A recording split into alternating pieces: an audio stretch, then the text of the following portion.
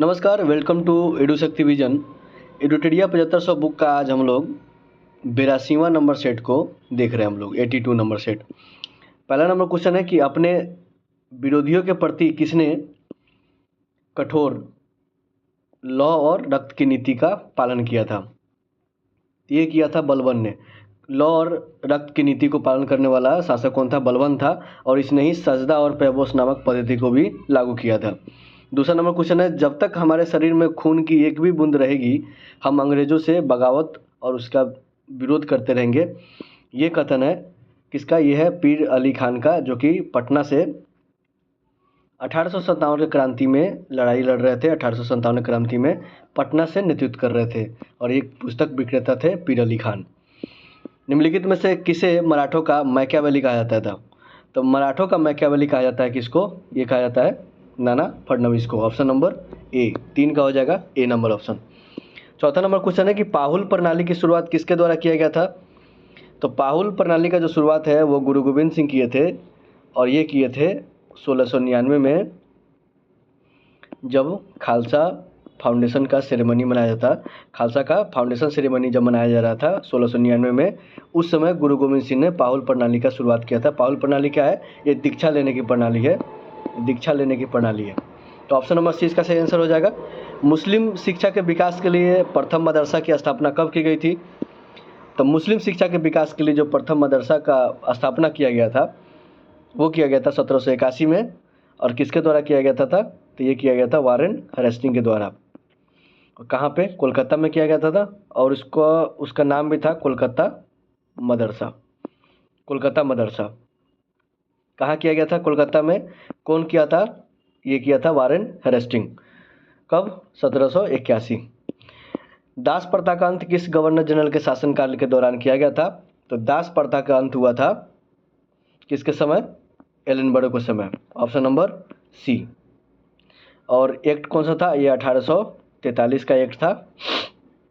1843 का था Indian slavery act. तो ऑप्शन नंबर इसका सी इसका सही आंसर हो जाएगा। भारतीय सुधार समिति की स्थापना किसने की थी? तो भारतीय सुधार समिति की स्थापना किसने की थी? ये दादा भाई नौरोजी ने किया था। ऑप्शन नंबर ए। 1857 के क्रांति के दौरान फैजाबाद में इसका नेतृत्व किसने किया था?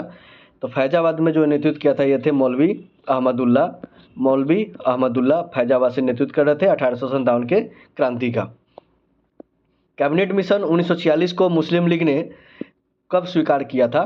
तो कैबिनेट मिशन 1946 को मुस्लिम लीग ने जो स्वीकार किया वो किया 6 जून 1946 को। Option number B.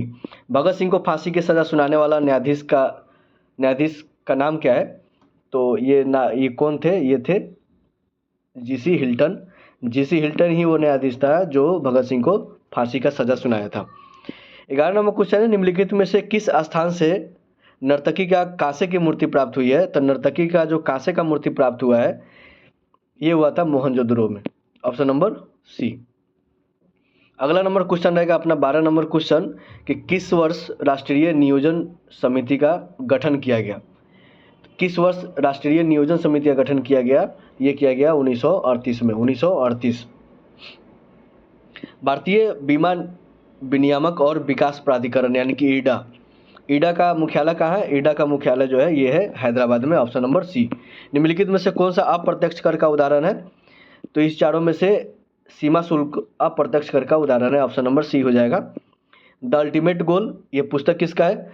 The ultimate goal Vikram सूद का पुस्तक है। भोरघाट दर्रा किस दो स्थानों के बीच में संपर्क मार्ग है? तो इधर मुंबई है, ऊपर में नासिक, और इधर पुणे है।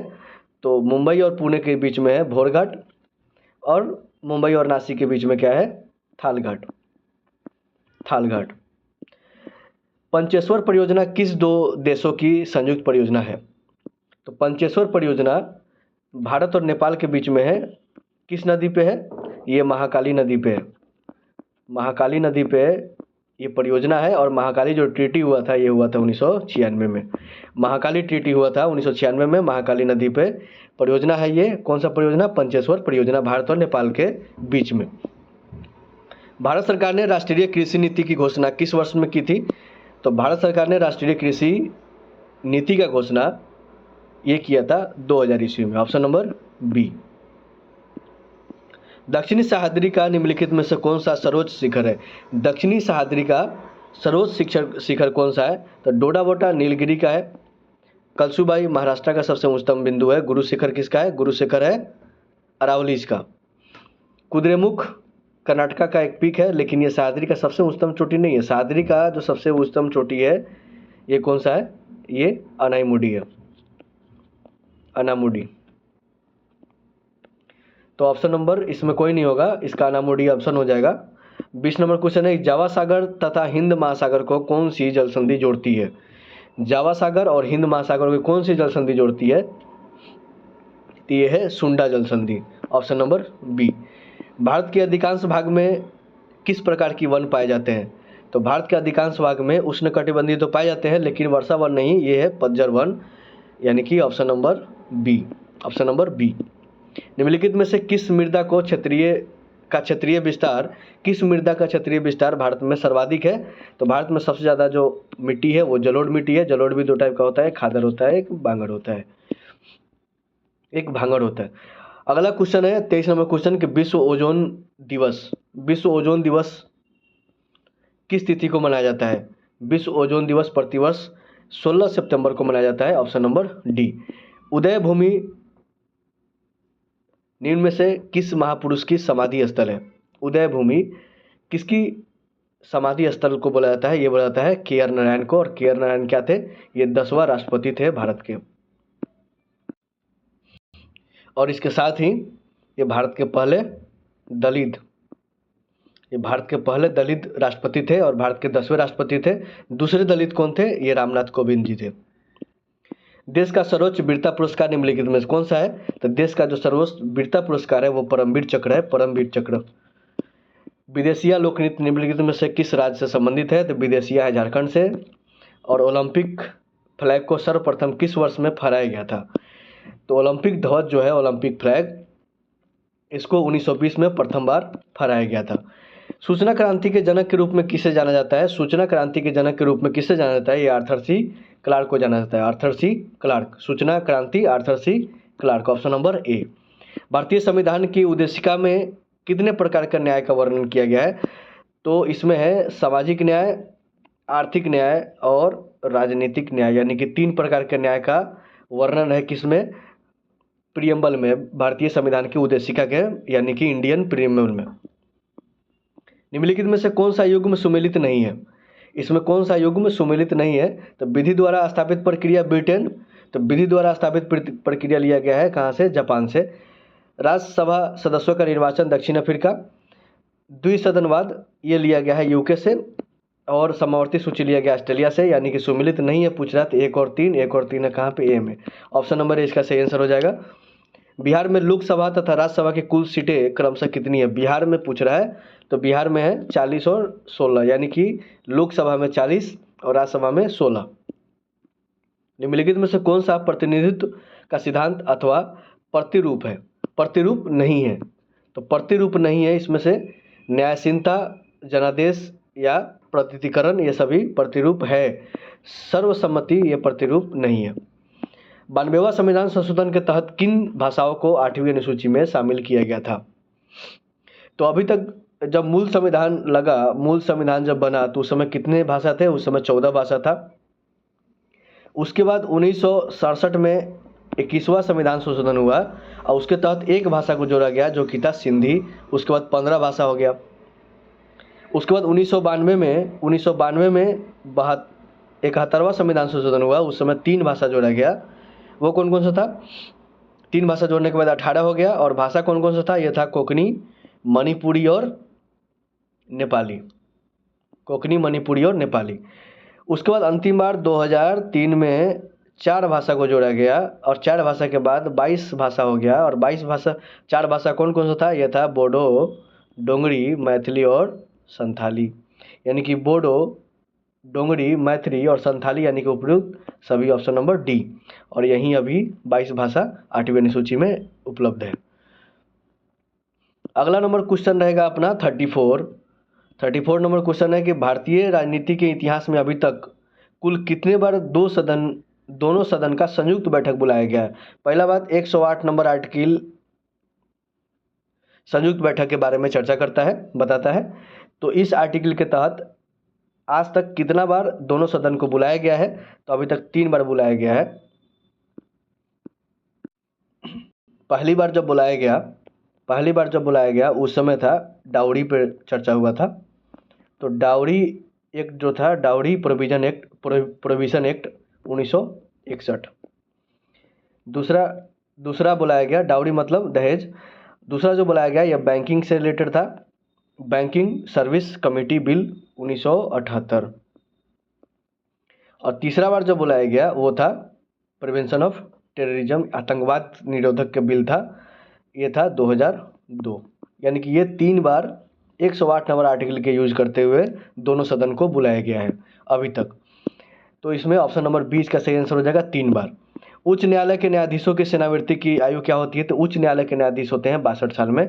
और निम्नलिखित में से यूरोपीय संघ की कार्यकारी नौकरशाही भुजा कौन सी है? नौकरशाही शाखा कौन सा है? तो यूरोपीय आयोग है, ऑप्शन नंबर बी। राष्ट्रीय हरित न्याय प्राधिकरण यानी कि एनजीटी, नेशनल ग्रीन ट्रिब्यूनल का मुख्यालय कहाँ पे है? तो इसका मुख्यालय कहाँ पे है? इसका मुख्यालय नई दिल्ली में, ऑप्शन नंबर ए।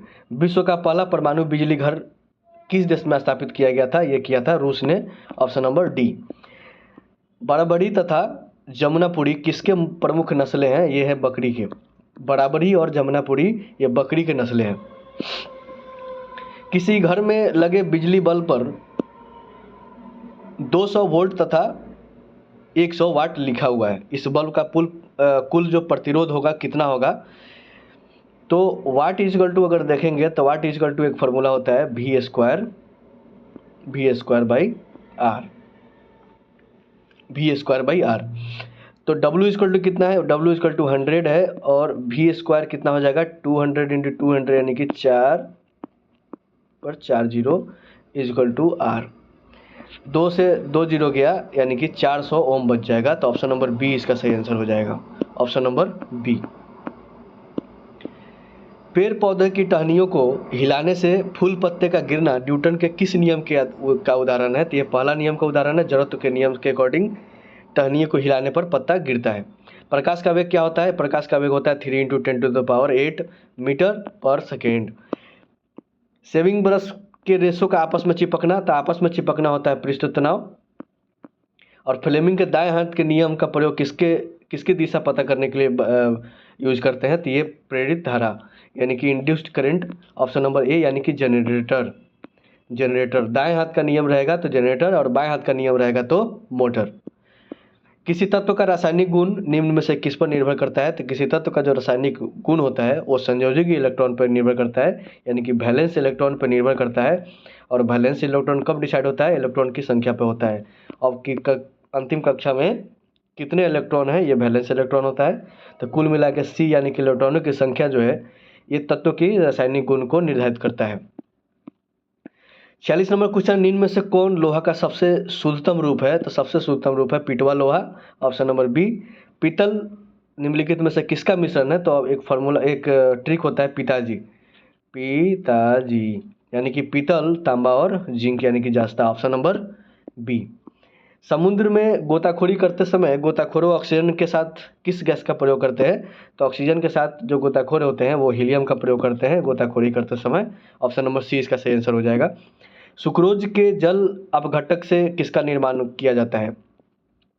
जल अपघटन मतलब हाइड्रोलाइसिस, यानी कि सुक्रोज का जब हाइड्रोलाइसिस करेंगे तो किस किस चीज़ का निर्माण होगा? यानी कि सुक्रोज में अगर हम वाटर मिला दिए तो ये बनेगा ग्लूकोज और फ्रक्टोज दोनों बनेगा। सुक्रोज में जब हम पानी मिलाएंगे तो ग्लूकोज और फ्रक्टोज दोनों बनेगा। तो ऑप्शन नंबर ए और सी यानी कि ऑप्शन नंबर डी इसका सही आंसर हो जाएगा। इस प्रोसेस को क्या बोलते हैं? हाइड्रोलाइसिस प्रोसेस बोलते हैं, जल अपघटन। निम्नलिखित में से कौन ग्रेमिनेसी कुल का पौधा नहीं है? ग्रेमिनेसी के खानदान का पौधा कौन नहीं है? तो इसमें नारियल नहीं है, ऑप्शन नंबर ए। इसके बाद हम लोग स्मरणीय तत्व को देखेंगे और आज रिलेटेड है किससे? 1857 के क्रांति से। मंगल पांडे को फांसी दिया गया 8 अप्रैल 1857 को। और मंगल पांडे संबंधित थे किससे? 34वीं बंगाल नेटिव इन्फेंट्री से। 1857 क्रांति का शुरुआत हुआ था 10 मई 1857 को। और 1857 की क्रांति की जांच हेतु गठन किया गया पील कमीशन का। पील कमीशन का गठन किया गया था 1857 की जांच हेतु। 1857 में क्रांति के समय भारत का गवर्नर जनरल था लॉर्ड कैनिंग और 1857 के समय ब्रिटिश के प्रधानमंत्री थे पाल्मस्टोन।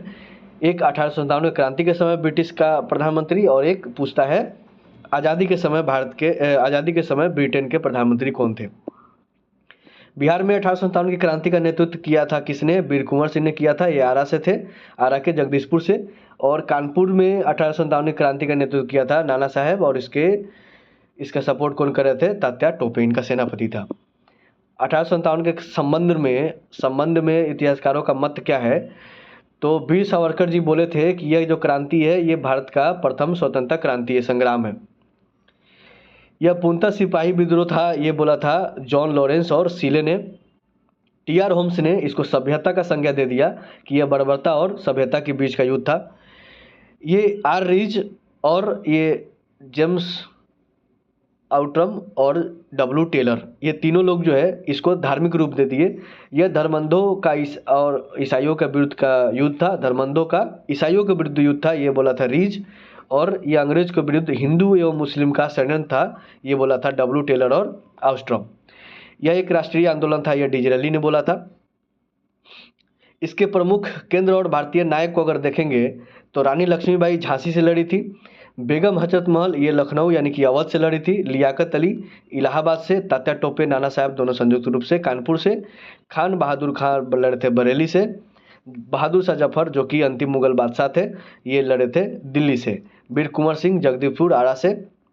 और इसके बाद स्मरणीय तथ्य में है कि बंकिम चंद्र चटर्जी द्वारा सन्यासी विद्रोह का उल्लेख किया गया किसमें? आनंद मठ में।